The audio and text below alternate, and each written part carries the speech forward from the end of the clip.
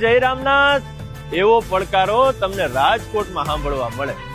અને કોઈ પણ લોકો સારું કાર્ય કરતા હોય ને તો સૌથી પહેલા રામનાથ મહાદેવનું નામ લે અને શ્રદ્ધાથી રામનાથ દાદા પાસે બેસીએ એટલે માંગવાની પણ જરૂર નથી પડતી. રામનાથ દાદાની તો કૃપા જ એવડી છે. અહીંયા સવારે, બપોરે, સાંજે અને અડધી રાતે પણ દર્શનાર્થીઓ જોવા મળે. એટલું જ નહીં, પરંતુ બારે મેઘ ખાંગા થયા હોય અને આજી નદી સ્વયં જ્યારે રામનાથ દાદાને જળ અભિષેક કરી રહી હોય ને ત્યારે પણ મોટી સંખ્યામાં કિનારે ઉભા રહીને લોકોને આરતીનો લાહવો લેતા જોયા છે. અને અહીંયાના લોકોને જીવતે જીવ રામનાથના શરણે રહેવું હોય એવું નથી, પણ મર્યા પછી પણ રામનાથપરા કૈલાસધામ છે એવો રાજકોટ વાસીઓને રામનાથ દાદા પ્રત્યે ભરોસો છે. એટલે જ કહ્યું છે ને કે દુઃખોની ઘડીઓમાં રાજકોટની વારે એવા રામનાથ મહાદેવની અમપર મીઠી મેર છે.